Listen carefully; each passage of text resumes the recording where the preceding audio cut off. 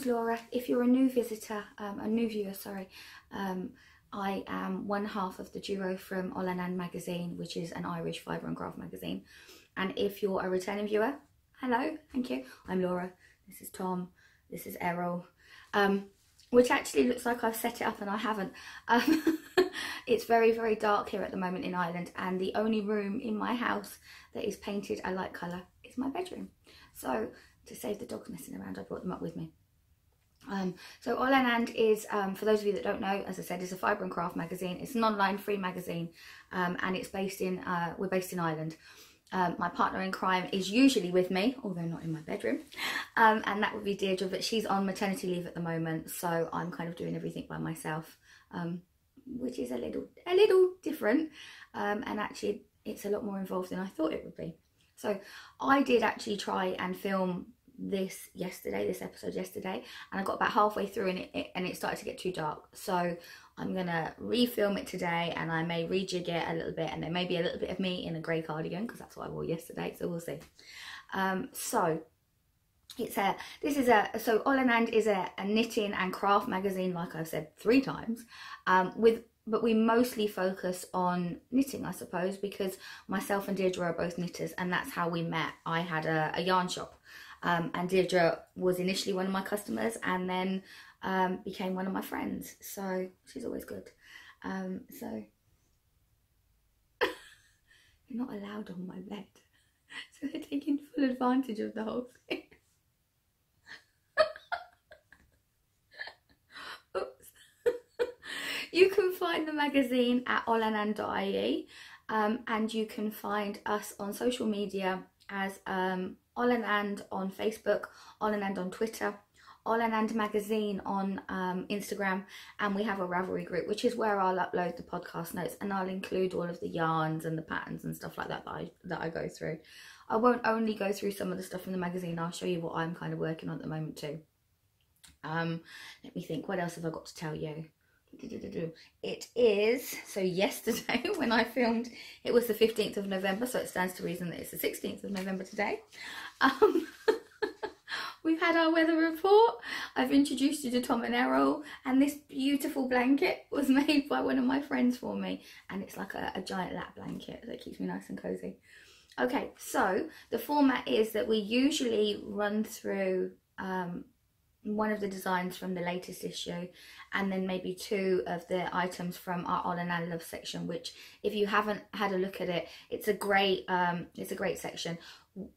Predominantly we include items that have been made by makers here or further afield. Occasionally we might include something that we think is worth telling you about, maybe some new needles or something like that, but it tends to focus predominantly on handmade items.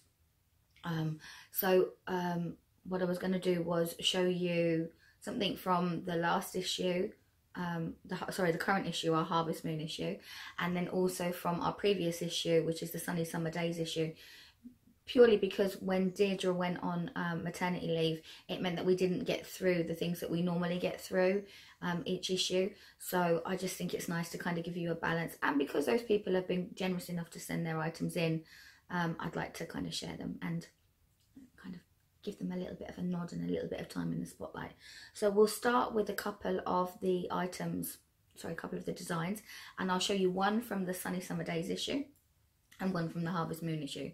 So the first one is from the Sunny Summer Days issue, and I just need to make sure that I've got my notes right, and hopefully you can probably hear I've got a bit of a cold, so I have my glass of elderflower cordial all ready to go, and hopefully I won't have to pause it too often to cough.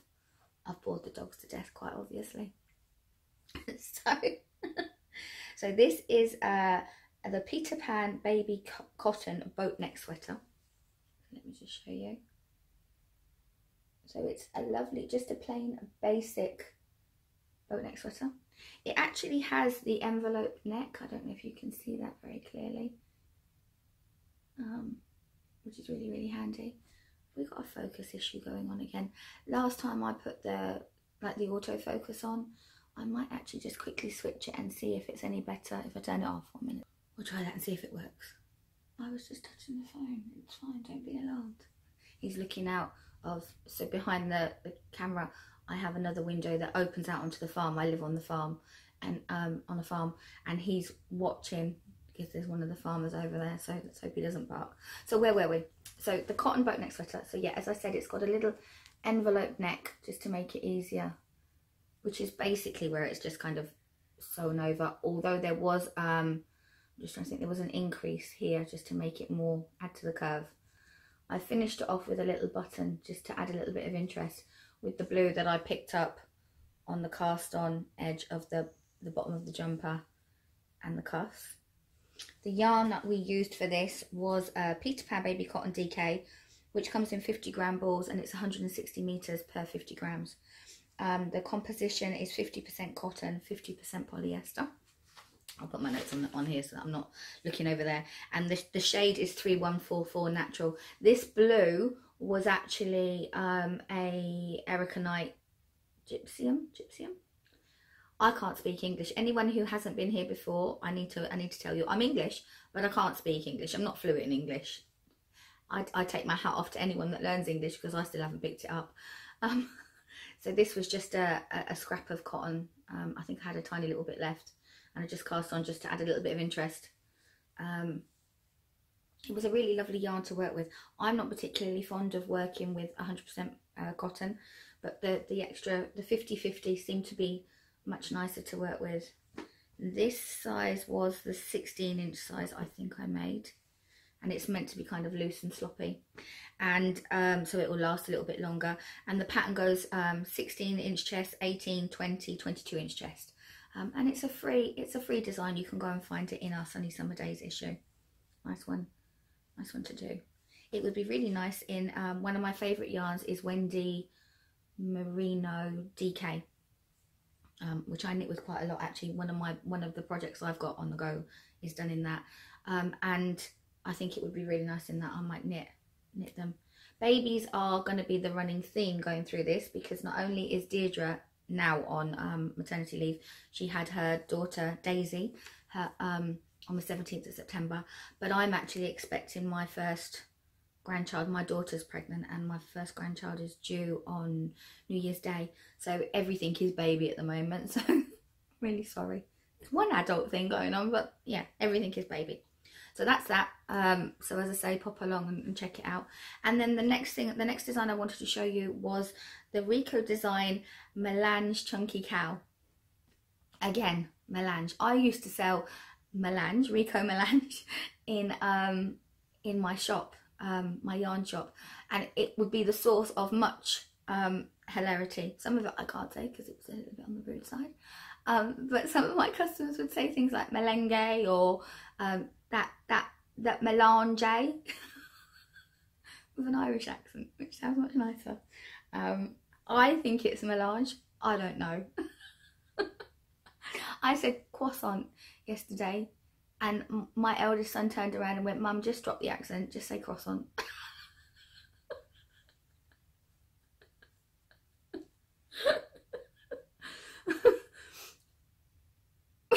What can I say? I'm a Londoner. In case you hadn't noticed, I'm a Londoner. I'm a Londoner. I live in a beautiful part of Ireland. Okay, so the Rico design Melange Chunky Cowl. So this is knitted flat and it's seamed up. Is my seam safe enough to show you? Yeah, my seam's not too bad to show you.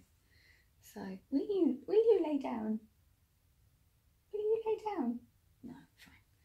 So let me hold it up. So this is one version. Where possible, we try and knit the samples in 2 colours if we can, 2 or more colours if we can. So as you can see, it's a lovely, the Melange is a lovely variegated yarn, and this is, it would be nice if I wasn't showing it with the seam at one of the sides, which of course I am. This is the second version that we knitted. It's my favourite because I'm a blue girl. I love blues. So let's start with the yarn. So the Melange is where are we? A 50 gram ball, 90 meters per ball, so 98 yards, 53% wool, 47% acrylic. This shade is shade 47, which is called Berry Mix, which you can see Like there's pinks, greys, blues, I suppose a touch of purple where they join, kind of rusty colours. And it's like a roving, but it's not, because it's got kind of a soft twist to it. It's nice and light. It's incredibly light and incredibly airy. This is the second shade, which is shade 53, which is Cinnamon Azure. And there we've got the browns and the yellows and the turquoises, a little bit of purple. It's a very reasonably priced yarn, or at least it certainly was when I sold it. The Cowls each took, so the recommended amount of yarn was 3 balls, but I have easily just over half a ball left of each, so probably 2.5 balls. The actual stitch pattern, I'm trying to think, I think it was a 6-row pattern. So let me come in closer so you can have a look. Like a honeycomb pattern, isn't it? And it's a nice, easy, straightforward, very easy to remember pattern. What I will say is this bit here, let me see if I can show you it here. Here is a purl 5 together, so that's working 5 stitches together, and it is a little bit tight, but Ricoh have been super handy and they included a different way to do it instead. So if you couldn't manage to do the purl 5 together, excuse me, no, I have lipstick on my lips, on my teeth, then you can slip 3 stitches purlwise, purl 2 together, pass the slip 3 stitches over the purl 2 together, and that gives you the same decrease, and it's just a little bit easier to do. But to be honest, the purl 5's fine once you get into the rhythm. Just get the needle at the right angle.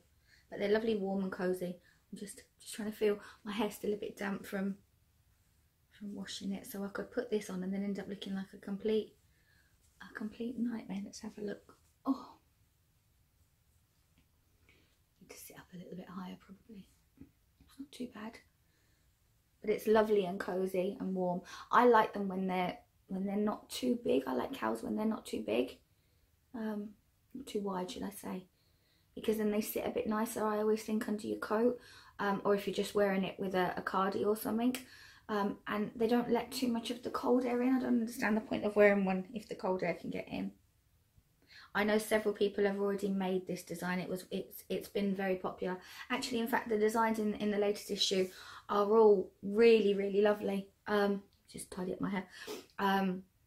Yeah, definitely check it out. This issue seems to have got legs, and every day when I check, there's more and more people looking at it, which is fantastic. And just to share, it shows how good the designs are this time. We've been very fortunate to have some really, really lovely designs this issue. So that's a design from the Sunny Summer Days issue and a design from the Harvest Moon issue. To access the back issues, on the left hand side of the website there's a tab that says back issues, and I think they might be broken down into from 2005 to 2018, I think, because we started at the end of 2005. I'm just gonna have a sip of this, sorry, excuse me. Hopefully I don't slurp. Oh. Okay, all right, so 2 designs. So now it's Olann and Loves.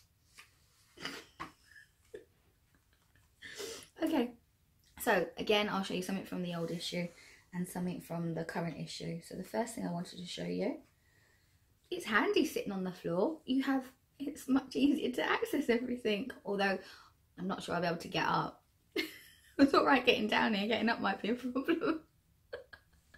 So the first thing I want to show you, I wonder if I get pins and needles, is the earrings from Janie Mac. So, oh, that's not too bad actually, the card's showing quite clearly. It's a really nice card actually. So in the magazine we had a pair of blue tit earrings from Janie Mac, but Janie Mac actually makes quite a number of different bits and pieces. So let me get my paper so that I can tell you exactly what she makes. So Jane makes, where are we? Jane makes earrings, brooches, pins, necklaces, greetings cards, and she makes badges and pocket mirrors, kind of for groups, you know, like hen parties or communions, that kind of thing, you know. So definitely check her out. The the earrings, so she sells via Etsy, via the Janie Mac Etsy shop, but she also does quite a few craft fairs and stuff like that in local to her, and so when they're being sold via Etsy, is that blowing out a little bit? They come in a little box like this, but when they're at her craft fairs, they're kind of mounted on a card like this. And one of the things I really liked was when I was looking at Jane's Etsy shop, was I think all the animals were on cards that kind of fitted in with them. I'm not explaining that very well. I think there was like a jungle animal. I want to say a tiger, but I could be wrong. And it was on like kind of grasses and stuff like that. It was very, very cool. So Jane is a full-time mother, full-time stay-at-home mother of 2 children, and she takes her inspiration from her cats, animals and birds to create her designs. Now obviously I pulled everything out yesterday to show on the podcast that I was filming then, and everything before that was lovely and neat and tidy and as it would have been presented, but I pulled it all out. So now in this case there's fluff everywhere, so hopefully you can see them. So I'll take one of these out to show you.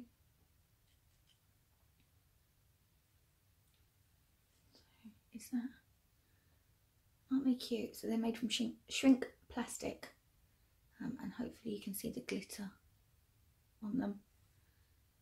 They're smooth, they're lovely and smooth, and they're lovely and light. I love shrink plastic.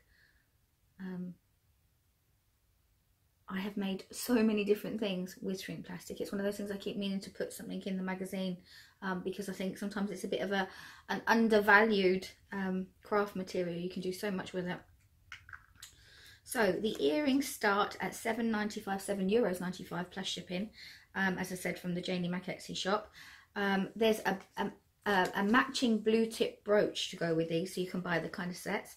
You can keep up with all things Janie Mac via Instagram, where you'll find Janie Mac as @JanieMacs, and she's also on Facebook. Is there anything else I need to tell you? No, I don't think so, but definitely check her out, especially with silly season not far off. We're all looking for bits and pieces, so I'll put those to one side. They're from the Sunny Summer Days issue. So from the Harvest Moon issue, one of the items in the Olann and Loves section was this wonderful painted yarn dyeing kit from It's a Stitch Up. Look how well it's presented. This was all lovely, neat and flush. Okay, so in my cardboard box, so It's a Stitch Up, let me tell you a bit more about them first. So It's a Stitch Up is a small independent producer of hand-dyed yarn dyeing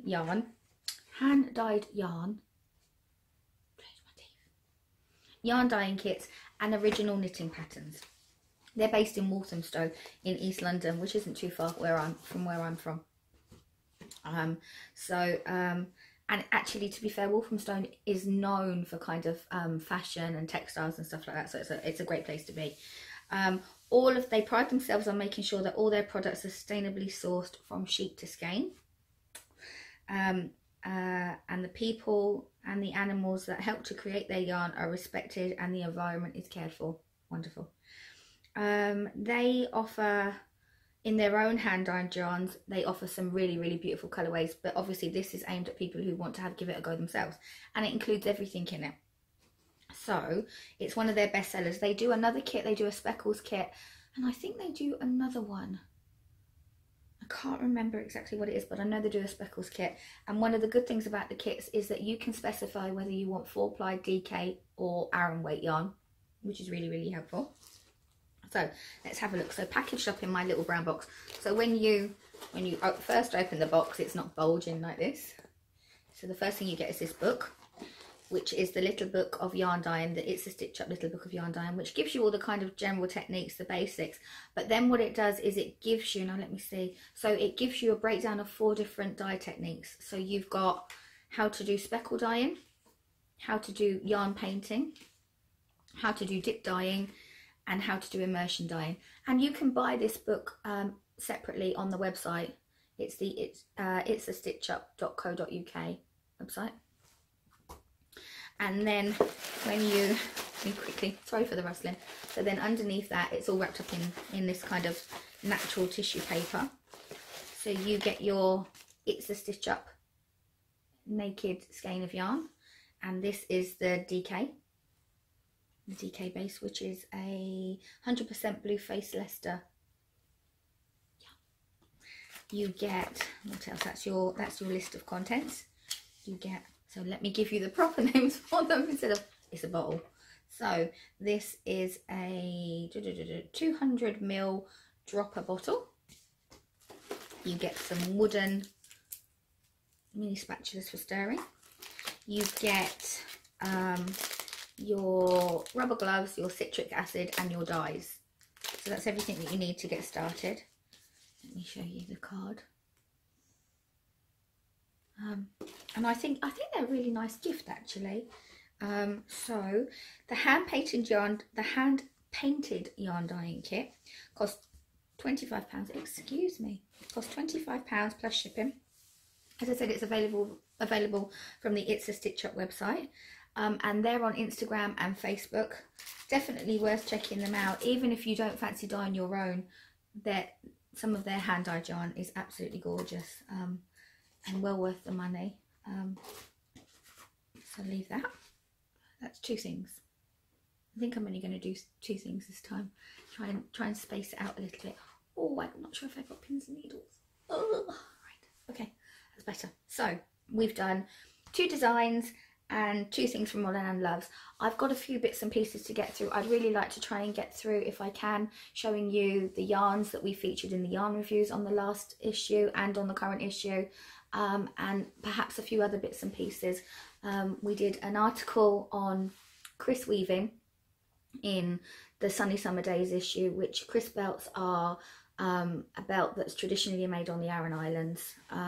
They were worn by fishermen originally, and now there's a kind of a move towards using them for hand fastening ceremonies, and I was lucky enough to find a vintage one, which I didn't pay very much for at all, I have to be honest and say.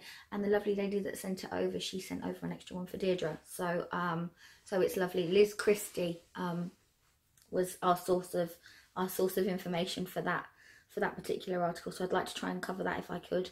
And then in our current issue, we have a great article on the Irish Guild of Weavers, Spinners and Dyers, which has been written by Helen, who is known as Pretty Funky Knitter on Instagram. And Helen is a member of the Irish Guild of Weavers, Spinners and Dyers. I'm a member of the Cork Hand Weavers, which we're kind of interconnected, but that's the original guild. The one that's based up in Dublin at the moment is the original guild, and it has a rich history, so it would be nice to kind of tell you a bit about that as well. But in the meantime, please go along and check out the articles yourself. So, oh, definitely pins and needles. Do you know, is it because I'm getting old? I'm not sure. I don't feel like I'm old. My body does, but I don't feel like I'm old. Right, okay, so next thing to do, okay, so Tadars. So my knitting now, so Tadars. I am, as I said, fully fledged into baby knitting at the moment, but I'm also trying to knit bits and pieces for the coming issue, for our winter issue. So Tadar wise, I don't have that much that I can show you that's actually finished. And by finished, I mean end sewn in, not necessarily blocked. I have to have a blocking party to finish some of the bits and pieces I've got to do. So on the last podcast episode, I was raving about this little design that I'd found, this little hat design I'd found called the Milenge hat by Drops Design, which I just needed a quick, easy fix, easy FO fix project. And I'd seen this little hat on Ravelry, which is knitted in air by Drops. And I was like, oh, I really like that, but the only colour I have that in my stash is pink. Not that that matters, I could have knitted a different gauge, but I'd had it in my stash for a while. Sorry, a different yarn. I'd had it in my stash for a while, so why not use what I had? So I promptly knitted it in pink. I finished it in a couple of hours because it's only a tiny little hat, and I gave it to Deirdre for Daisy. And then, because I was so blown away with both the design and the yarn, and conveniently I had an order going in for some other bits and pieces that I actually needed some needles. because a lot of mine were in projects. And whilst I could have taken them off, yeah, you can never have too many pairs of 4mm needles. You just can't. It's not possible. So I ordered the Drops Air in 3 different colours. I ordered it in like a very light blue, which I thought was a light grey, a denim and a beige. And I've knitted the little light blue one. Isn't it just the most gorgeous pattern? I obviously have quite a lot left. But I'm kind of thinking that I might actually make some mittens, some stripy mittens, for my daughter for when she's pushing the pram. So this is a hat for my grandson when he gets here. And then it's all grandson knits. Did I mention it's a grandson? It's a son. He's a boy.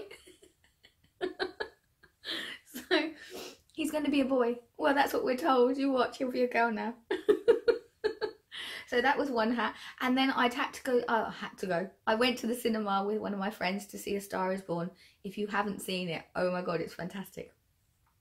And whilst I was in the cinema, I just knitted up a plain one. And this is just in the Soft Donegal, which is my favourite. One of my, probably my all-time favourite yarn, if I'm honest. And this was just with some ends. And this was did I sew this one up or didn't I? Knitted this one in the round. And the Drops one is knitted in the round as well, isn't it? Yes, I just knitted it in the round. I literally just kind of gauged it off of this and knitted it up, and it's come up a little bit bigger. And then keeping with the hat theme, well, one of my eldest son's girlfriend has just, her new nephew's been born. Excuse me. And he came a little bit early. He came about 4 or 5 weeks earlier. His name's Oliver. I've seen pictures of him. He's absolutely adorable.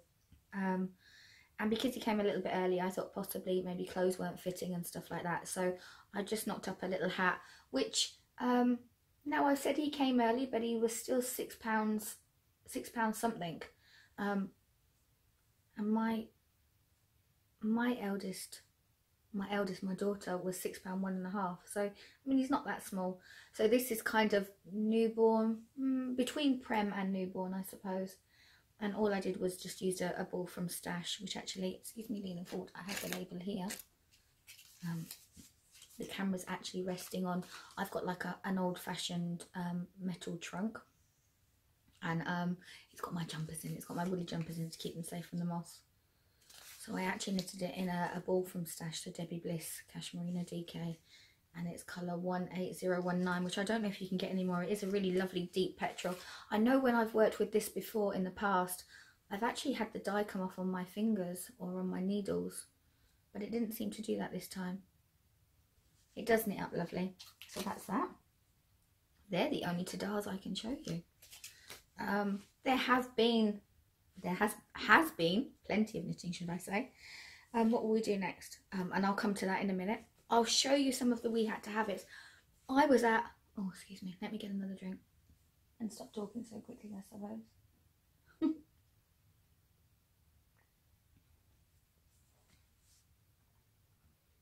Oh, it's better.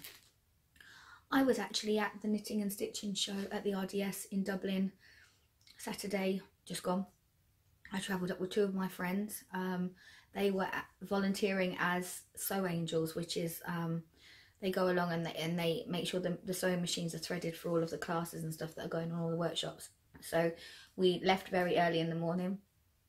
I had already started to get this cold, so I was for a while it was touch and go whether I was going to go. I have to be honest, because we were meeting at 7:30 in the morning, and I had like a 45-minute drive to get to where I was meeting them. So I kind of woke up quite bleary, and is always the case with this. The night before I was knitting, and I was like, one more row, one more row, one more row. I think it finished at like 1 o'clock. So I kind of got up bleary-eyed and made my way down to meet them. I wasn't driving, so that was great. It was great to have one of them driving for a while. And we got my friend Sue drove us literally to the door. We pulled up at the RDS and parked at the RDS. So for those of you that haven't ever been to the Knitting and Stitching in Dublin, it's a big show. It's a very big show, but it's I've been to the Knitting and Stitching in the UK, in London, in Ali Pali, and it is quite different to what the show is like in Ali Pali. In Alexandra Palace, because there's so much more, I suppose, going on in the yarn industry. Now that's not really fair, I suppose. The yarn industry here is exploding in Ireland. There is so much more going on now than there was last year and the year before. It's really just it's on the precipice of just going boom. Do you know, there's so much going on here, so much exciting things. But to be fair, taking a stand at the RDS is incredibly expensive, and it's very prohibitive to a lot of the smaller independent dyers here, or even the shops. Like for a shop to travel, definitely when I had my shop, it's a 4-day event now, and that's a big investment. If you don't live close to the area, you have to pay for accommodation, food, feeding yourself up there, and you have to decide whether you're going to close your business where it's based. I would have had to close my shop to go up there. You have to work out if it's worthwhile and if you're going to generate enough sales pushing forward. I know a lady who does go up. She takes her shop up every year, and we've had quite frank conversations about it, and she says that that's it for her for what she does in that day. In terms of advertising, she recoups that back throughout the year in sales. People go to specifically see her at the Knitting and Stitching, and then they know what she's got, or they know what she's got coming up. So I mean, for her it works wonderfully. I'm not sure it would have necessarily worked for me in my yarn shop, because I wouldn't have wanted to let down my customers that I would have already had, that I might have missed for the weekend. Swings and roundabouts. But definitely in Alexandra Palace, it's bigger to start off with, because there's so much more there, and also because it's in London, there's lots and lots of different things, lots and lots of different suppliers. The range is a whole lot bigger. That's not to say that the Knitting and Stitching in Dublin doesn't have something. It does. For me, the main thing that I enjoy when I got to the Knitting and Stitching are the exhibitions. And the exhibitions this year were amazing. Absolutely incredible. You get the Cork's Textiles Network do an exhibition. You get some separate artists do an exhibition. You get Cork CIT do an exhibition. DIT do an exhibition. There's loads, absolutely loads. I did take some video footage, and I'll have a look, and if it's up to it, I'll put it at the end. There was a beautiful exhibition from an artist that had followed, she'd done embroidery, tapestry embroidery, kind of painted with her tapestry embroidery on net, and it was looking at the stages, looking at her mother through the stages of dementia. And before I went to view the exhibition, I had fully intended on asking the artist if it would be okay to video it afterwards. But to be fair, I found the whole exhibition so moving that I actually couldn't speak at the end of the exhibition. And I didn't want. I kind of wanted to hold the feeling in, if you like, and I knew if I spoke to someone, I would just start crying. It was just absolutely incredible. I think, if I remember rightly, Grace from Babel's Yarns did video it, and it's on her Instagram feed, so I'll put her Instagram name here. Definitely worth checking out. Absolutely incredible. Like the lady said, she had like some information up about the exhibition, and she said that she worked on like a patch of the portrait, because they're portraits, at a time, because then she was able to concentrate on the colours that were actually in the photos that she was working from, rather than going, you know, in her head, oh, that shouldn't be blue, or that shouldn't be brown, or whatever. And then she revealed the whole portrait when she'd finished, and they were absolutely breathtaking. The translucency of her mother's skin, and the kind of, you know, when people, as we age, our skin gets thinner and you can see the veins, and you know, the age spots. I often wonder if our age spots just where freckles join up. I've got freckles, I've got lots of freckles, and as I get older they're joining. So does that mean they become an age spot? I don't know. Yeah, just absolutely beautiful, and incredibly moving. You know, you can see how much her mum is shrinking, do you know, and how vulnerable she is, and beautiful. There were a couple of other lovely exhibitions that I saw. There was one, I can't remember the lady's name, and I did video that, so if it's come out I'll show that. It's actually this lady does kind of embroidery, machine embroidery, and she runs courses online, and it was kind of the work that her students had done from all around the world. Absolutely gorgeous, some really innovative ideas, and painting with your through machine embroidery, incredible. There was this lovely remembrance armistice exhibition that were kind of army jackets that I think were joined to sleeping bags at the bottom. Again, beautiful. I could spend all day looking at them. In fact, I think it would have been lovely if there were a few chairs so you could just sit and look at the exhibitions, but obviously space is at a premium up there. In terms of vendors up there, I feel I do need to mention, and I don't want to be critical, I always think there are things up there that shouldn't be up there, I suppose. Handbag stalls, and kind of clothing stalls, and magic eraser stalls and things like that, and they don't really have an awful lot to do with knitting and stitching. But I guess at the same time, those people have got to sell their stuff somewhere, so, you know, fair enough. They're not my sort of thing, not my cup of tea. There was a mix of yarn, material, notions, beads, quilting, what else was there, books. There's a stall there that I like to go to, which is the Colourcraft stall, excuse me. And the Colourcraft store, they sell all stuff for kind of mixed media. So they sell, and they sell fabric dyes, fabric paints. So I went there. Jenny from Fibre Works, which is, Jenny is one of our columnists in the magazine. Excuse me a minute. Jenny does natural dyeing, beautiful stuff, absolutely beautiful stuff. She was up there. Fiona from Green Elephant Yarn, she was up there. So those two, I think, were pretty much the only indie dyers up there. I think that's right. Winnie's Craft Cafe, Winnie's Craft Cafe, always take a stall up there as well, and they were up there. And strangely enough, they were one of the stalls that I needed to go to because I needed to pick something up. And when I went past them, they were really, really busy, and I was like, oh, I won't go in. And then when I went around again, I completely missed them. So kind of like head smack moment.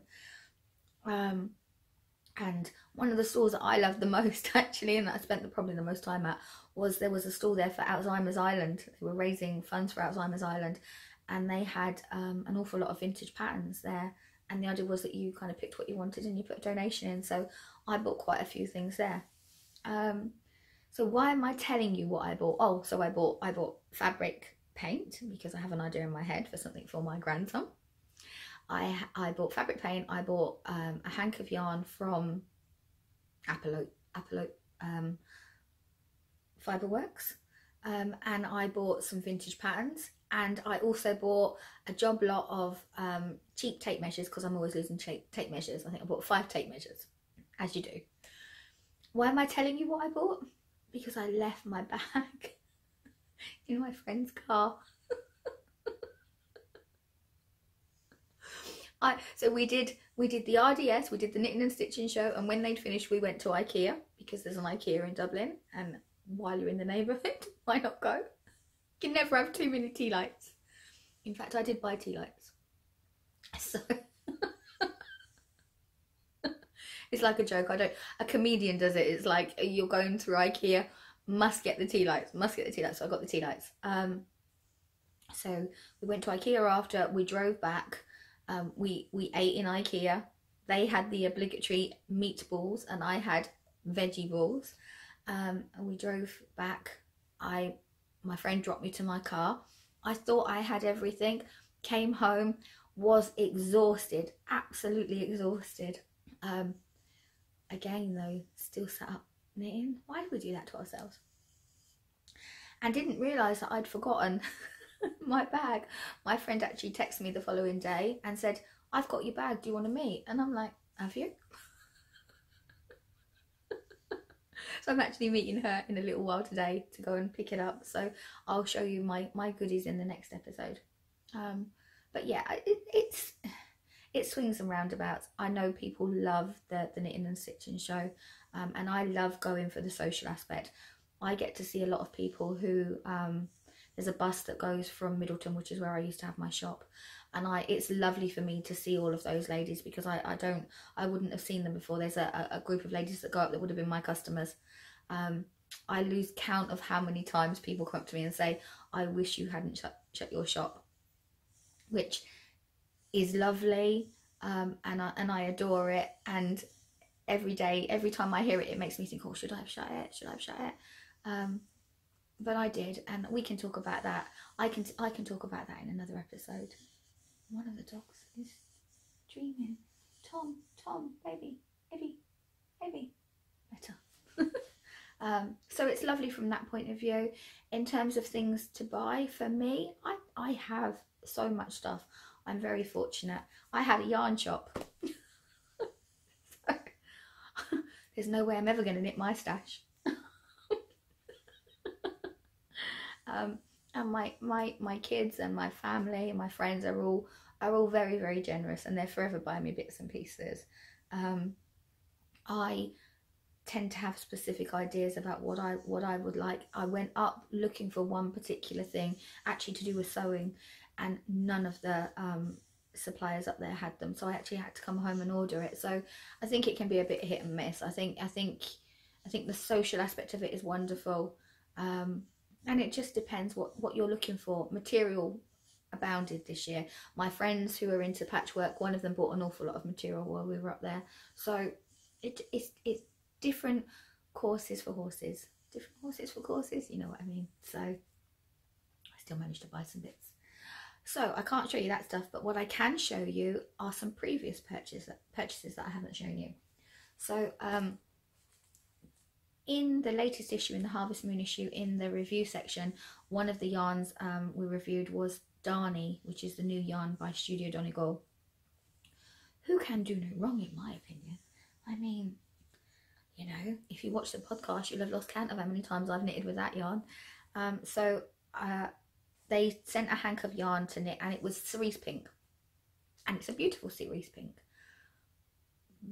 But my grandson probably isn't going to be wearing cerise pink at the moment, and that's, you know, when people talk about things like that, it's one of those things you always feel that you need to explain why, and actually it is purely because people are very well-meaning, and they'll say, oh, isn't she lovely? And only someone who hasn't had to continually explain that their child isn't a boy if people think it's a girl, or isn't a girl if they think it's a boy, would say, but why would you not put them in it? Everyone kept calling my daughter a boy because I always had her in denim dungarees. And I used to, in the end, to start off with, I was incredibly frustrated by it. And then in the end, I just smile and nod and be like, yeah, lovely. Thanks. So I wanted traditionally unisex, if not masculine colours. So my friend was going up to Dublin, and my son was apparently going to be calling in to his barber's, which is near, this isn't it, in Dublin. So I'd given them both instructions, or asked them both to pick me up a hank of Darnie if they were there. And strangely enough, they happened to be in there at the same time, which caused all kinds of complications. They didn't know whether they were each meant to buy me something, or was only one of them meant to get me it. But I mean, I'd covered the bases. I'd asked them for a different colour each. So my son, I think this is right, my son picked me up the beige, I think. So this is shade 8812, and then my friend picked me up the burnt orange, which is 8803. And if you haven't seen it, Darnie, as I say, is the new yarn from Studio Donegal. It's a fingering 4-ply weight. It's made from 100% lamb's wool, and there's 100 grams in the hank, which is 410 meters. It's a lovely, softly plied yarn with the traditional Donegal neps, which is what I think I like the most about Donegal yarn. As I say, I wrote a review in our Harvest Moon issue about it, so go and check it out. These are going to become kind of granddad cardigans, I think, is what I'm thinking for my grandson. The burnt orange, I think, is more rust. It's not coming out. It's not coming out quite as true to life on the camera. Definitely not while I'm looking at it anyway. And it's more like a rust rather than a burnt orange. I thought this was going to be very like their burnt orange that they have for their soft Donegal, but it's not. It's a rustier orange, and this is this shade, if you like. So the idea was this hat will go with this cardigan. Not that I'm a matchy person, but not that you can tell. My bedroom is kind of, we decorated my bedroom in the summer. And we still haven't finished. This is the problem when you have makers, two makers in a relationship. So we're off thinking about different things all the time. So I'm supposed to actually have, I've got curtains for this window, I haven't put them up yet. I'm supposed to have like lights made from copper pipe. My husband is a heating engineer and a cabinet maker by trade. So we're meant to have like copper pipes, and we're meant to have bedside tables and you name it, kind of baskets to go up on the top of the wardrobe and stuff like that. Yeah. Have we done it? No. To be fair, he works in the UK, and he doesn't get home very often, and he's home at the moment for a few days, but he's been making a baby crib for our daughter while he's been over. I'm hoping that he's taking it back with him and he's going to drop it off to her. So I'm going to take some photos and I'll show you on the next episode, because it is fantastic, absolutely fantastic. Side note. But yes, if you have makers that live together, I don't think anything ever gets finished. No. So they were items that my friends picked up and my son picked up for me in This Is Knit in Dublin. They also got me some tips, needle tips, and the new a new book, the Handy Woman, is it, by Kate Davies, which I haven't got round to reading yet because I'm a bit obsessed by my current audiobooks, so I'll have to start it. But it looks fantastic, and definitely when I was at the her talk that she gave up at Woolin, I was blown away with it, which is the reason I got it. So since those purchases, I've actually been to Brighton as well to see my daughter, just to kind of see her. The baby's due at the beginning of January, and we're very close, so we tend to see each other kind of every, I suppose, 4 to 6 weeks. And I'm a mum and I'm kind of worried about her and wish she was closer. So I went over and I saw her 2 weeks ago now. So I flew over from Cork to Gatwick and just took the train down from Gatwick to Hove. They live in Hove near Brighton. So while we were over there, we did a little bit of mooching around and a little bit of shopping. Not very much, because she's she's kind of at that cumbersome stage now. She's in her 3rd trimester. But we went to there's this wonderful haberdasher's that I haven't ever been to. It's like an old-fashioned haberdasher's. Excuse me a minute, I'm going to lean over and I'm going to get the bag, which is going to make a noise, but I think it might be worth showing you. So there's this old-fashioned haberdasher's. It's 3 floors. I believe on the bottom floor it's all curtains. I think on the 2nd floor it might be bedding, and then obviously do towels and stuff like that. But on the 3rd floor it's fabric, yarn, kind of crafty bits, buttons, zips, all the kind of haberdashery notions that you need. And it's called Cloth and Hamblin. Cloth and Hamblin. Noise. I don't know if you've heard about it. And apparently they have a shop in Winchester, Chichester, Guildford, Windsor, Horsham, Brighton, Eastbourne, Tunbridge Wells and Canterbury. And I thought they were fabulous. One of the things my daughter and I were saying, because we worked in our shop together, was that we don't often get to go to yarn shops together. I think the last time we went to a yarn shop together was the Constant Knitter in Dublin. Dina flew over. A load of us went up for the day for our yarn crawl, and Dina flew over and met us there and joined us for the yarn crawl. So the last time would have been the Constant Knitter. So it's novel. You miss, I think if you've been surrounded by all that colour, you kind of miss it.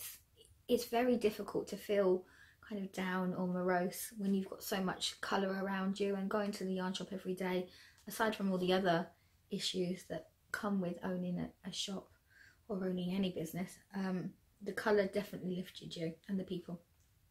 So while we were there, I was kind of looking through their bargain bin, and I saw this ball of Wendy Fleur, which I didn't think kind of had a sheen, but my friends kind of think it has a bit of a sheen, and I suppose when I put it like that it does. So this is 100 grams. It's just a cotton acrylic mix. It's 44% cotton, 28% tencel, 28% acrylic, 350 mils or 382 yards, but it is incredibly soft. And you know, I thought it would make a lovely little baby vertebrae or something like that. Something nice and simple. You know, it doesn't matter that if it's going to get filthy or whatever, just something first size just to kind of bung on. And it's so soft. It doesn't seem to shed either, which was the only other thing that I was worried about. So I'll give it a go, and hopefully I'll get around to it. If not, I thought it would be great for Christmas decorations. So it would be one or the other. And it was in the, I think I paid like £2 for it. So if it doesn't work, it doesn't work. And then the other thing I saw was this, which is a Rowan Alpaca Soft DK, and it is soft. Look at that squidge. So this is a 50 gram ball, 125 meters, 137 yards. It is, where are we? What is the actual composition? Fibre composition.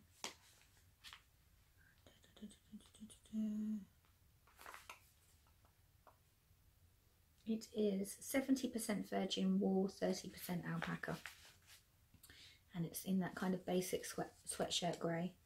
So I got 2 balls of that, which will be enough to knit a baby cardigan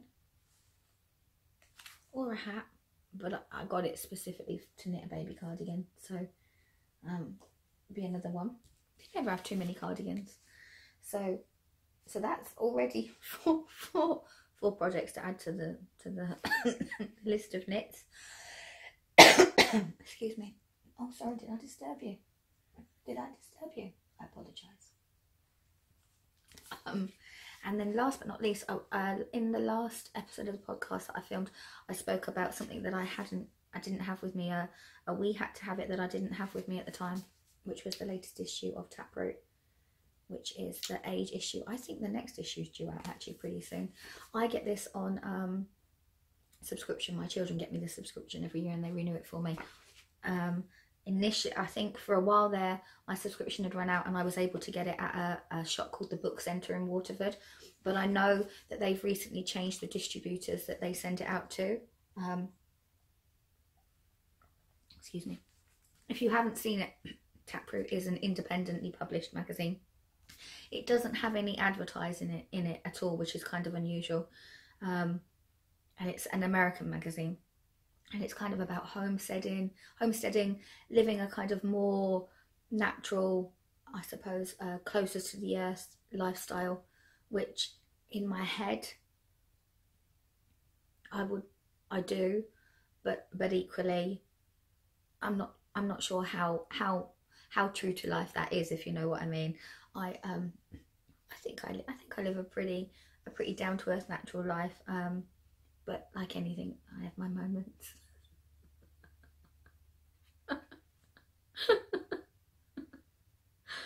So can't be a takeaway when you need to get a takeaway.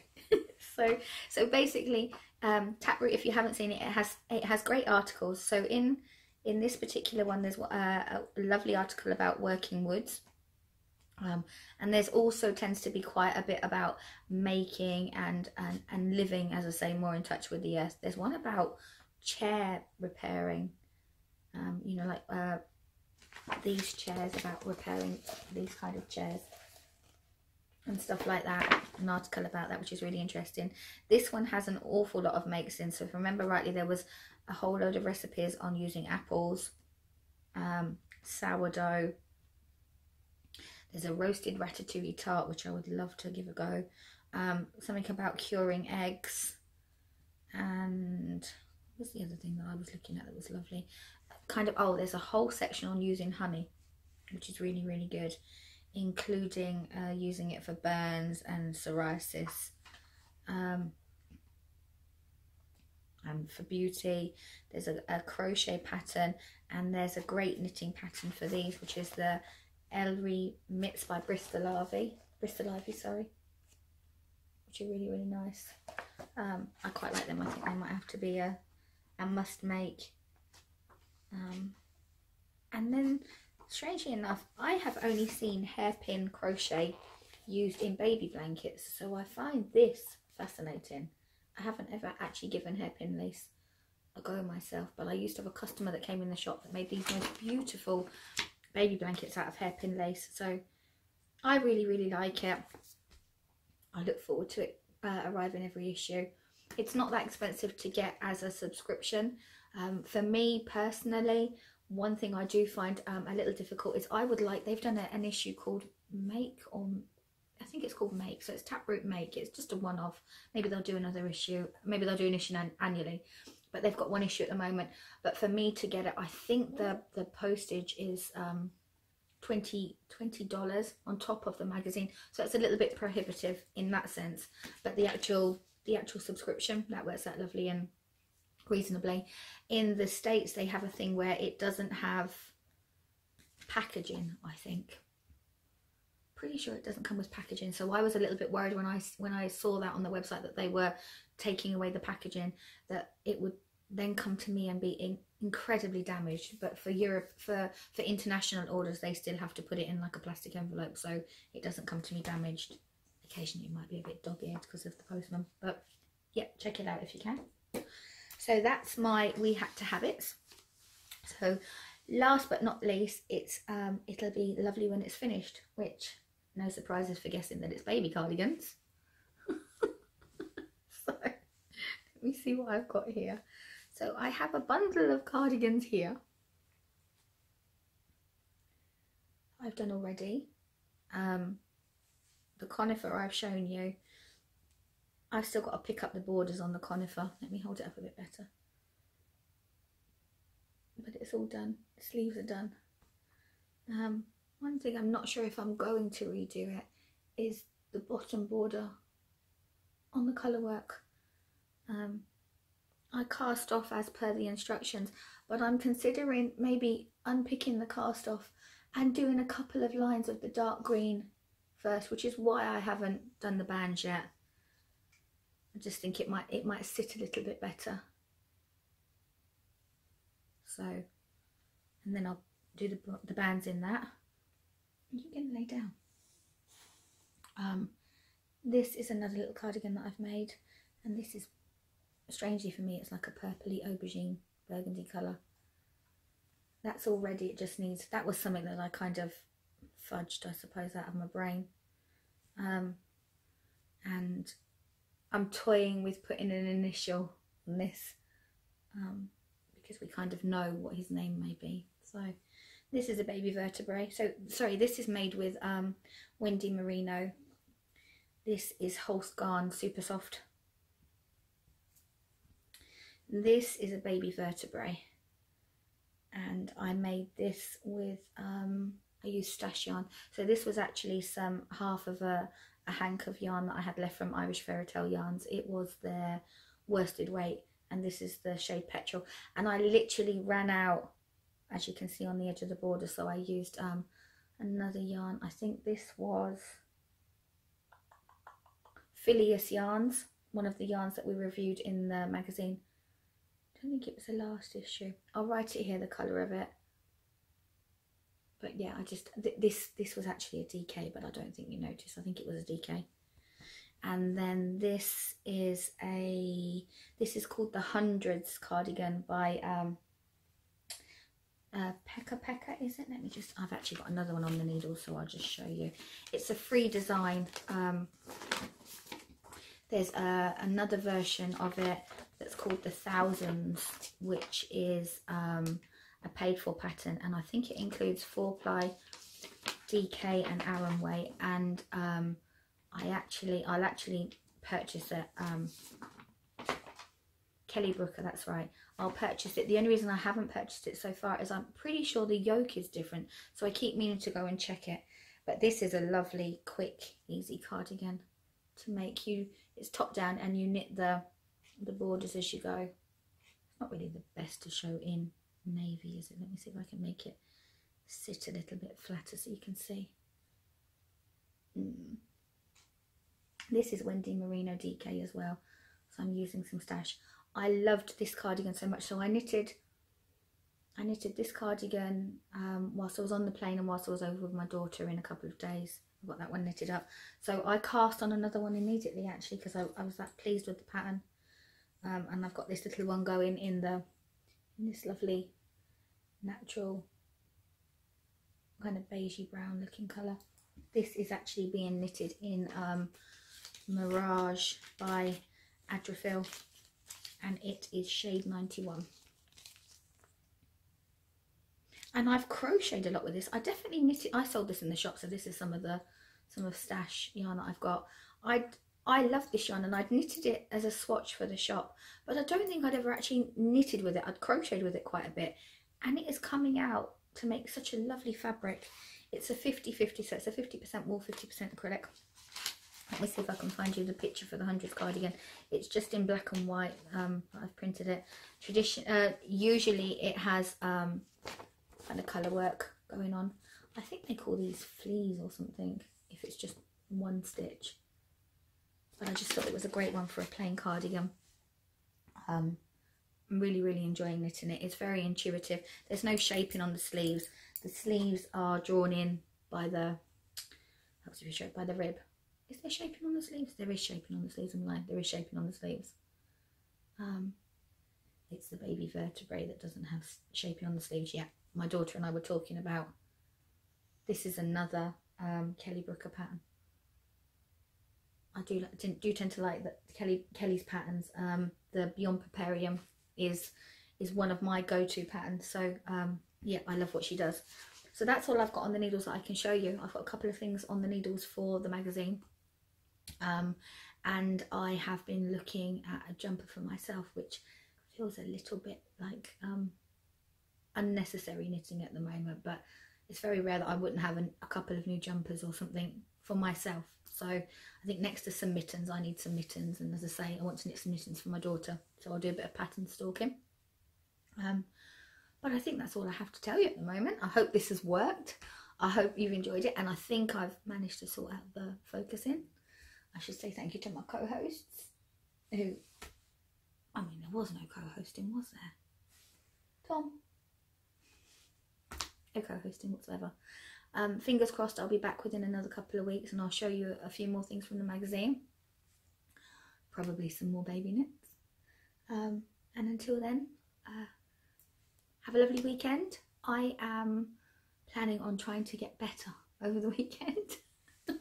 And I have, it's our monthly meetup for our guild, for the Cork Hand Weavers Guild of Cork. So provided I'm okay and I'm not coughing my guts up, I'll be heading there tomorrow. So have a lovely weekend. I'll get this loaded up and I'll see you soon. Bye.